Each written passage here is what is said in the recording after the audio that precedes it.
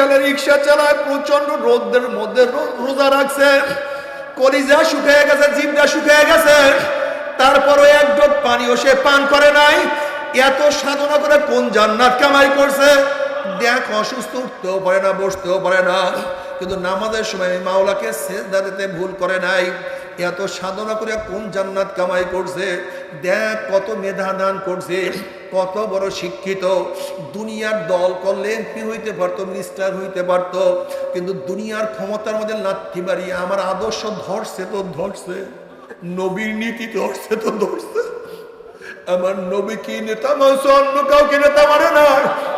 আমার আদর্শই ফলো করছে, অন্য কোনো আদর্শ ফলো করে নাই। এত সাধনা করে কোন জান্নাত কামাই করছে? খবরদার, ওই জান্নাত খানা না দেখাইয়া রুহ কবজ করবি না।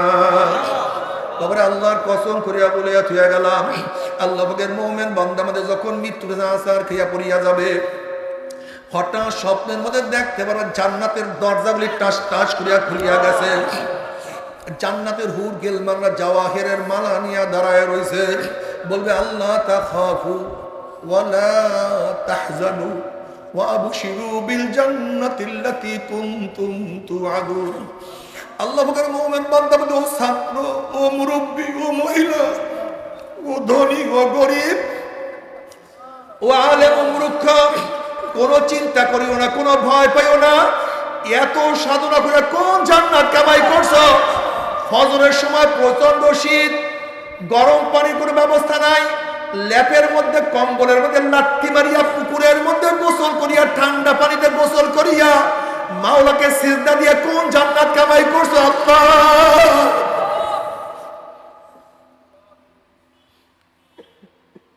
এত সাধনা করে কোন জান্নাত কামাই করছো? ওই যে দেখো সেই জান্নাত। বাবা দাড়ি রাখে না, তুমি ছেলে হইয়া দাড়ি কাটো না। বাবাই নামাজ পড়ে না, তুমি ছেলে হইয়া নামাজ ছাড়ো না। মা বোরখা পরে না, তুমি মেয়ে হইয়া বোরখা ছাড়ো না।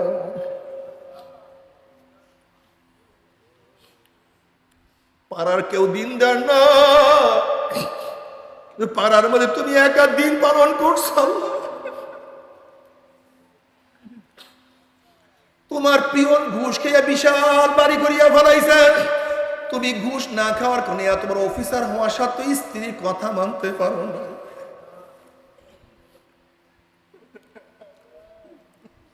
এত সাধনা করিয়া কোন জান্নাত কামাই করছো? খবর, এত সাধনা করে কোন জান্নাত কামাই করছো? ওই যে জান্নাত, ওই জান্নাত দেখার সাথে সাথে আল্লাহ পাকের মুমিন বান্দা মধ্যে রূহটা পাগলের মতো জান্নাত থেকে দৌড় মারবে। কখন যে শরীরে থেকে রূহ বাইর হইয়া যাইবে, আল্লাহ পাকের মুমিন বান্দা মধ্যে কোনো কিছু টেরো করতে পারবে না। আল্লাহ, তুই আমাদের সবাইকে কবুল করিয়াই না, সবাইকে জান্নাত দিয়ে দাও।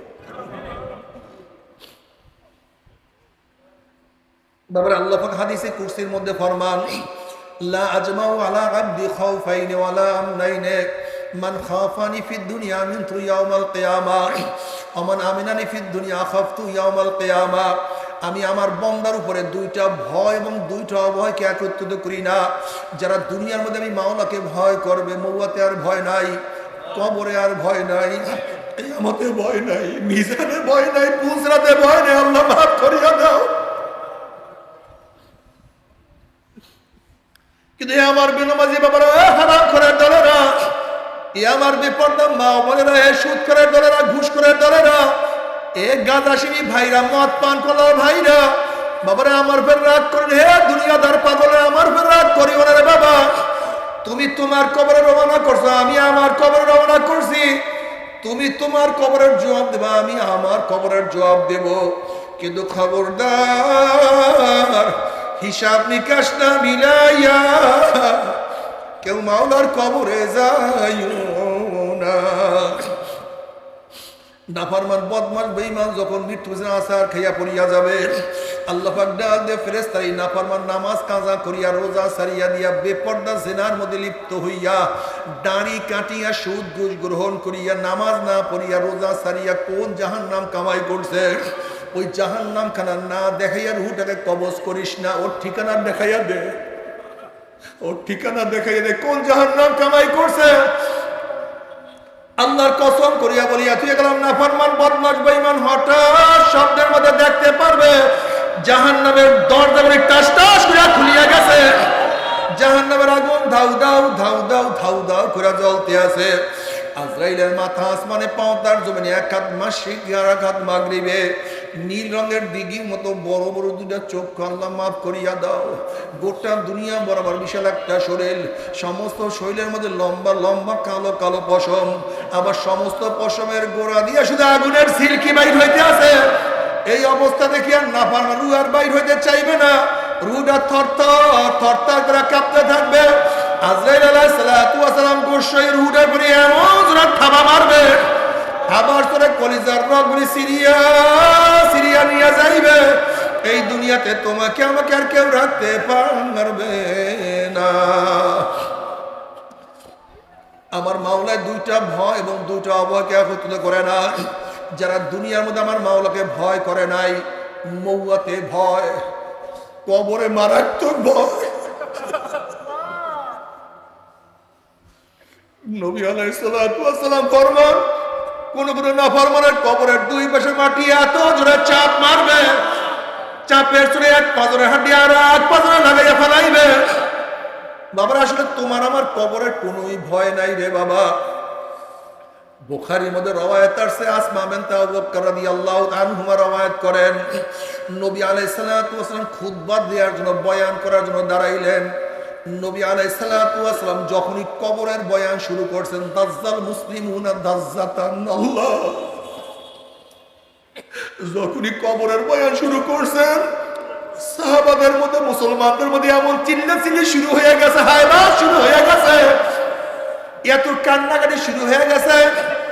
নাসাই রওয়ায়াতের মধ্যে আসছে, রাবি বলেন নবী আলাইহিস সালাতু ওয়াস সালামের বয়ান আমি শুনতে পাইতেছিলাম না।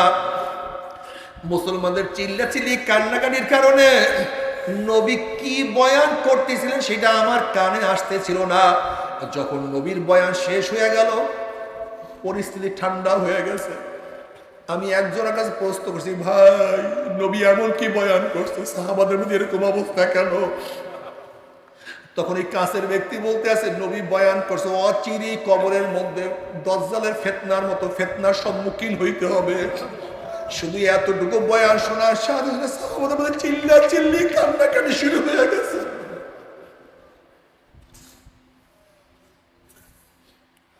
অথচ তোমার আমার সেই কবরের চিন্তা চোখে পানি না।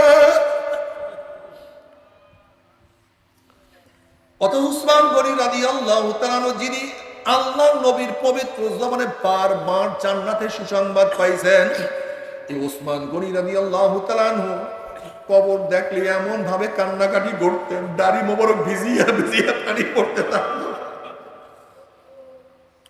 সবাই বলে, হযরত আপনি হাসরের কথা শুনলে, কিয়ামতের কথা শুনলে, জাহান্নামের কথা শুনলে এত কান্দেন না, কিন্তু কবর দেখলে এত বেশি কেন কান্নাকাটি করেন? তখন তিনি বললেন, হে আমার সাথীরা, আখিরাতের যতগুলি ঘাঁটি আছে এর মধ্যে প্রথম ঘাঁটি হলো কবর। এই কবর যার সাথে ভালো ব্যবহার করবে, আশা করা যায় পরবর্তী ঘাঁটি গুলিতে তার সাথে ভালোই ব্যবহার হবে। আর কবর যদি কারোর সাথে খারাপ ব্যবহার শুরু করিয়া দেয়, আর তো উপায় হবে না। আল্লাহ আল্লাহ, তুমি আমাদের সবাইকে মাফ করিয়া দাও না, সবাইকে ক্ষমা করিয়া।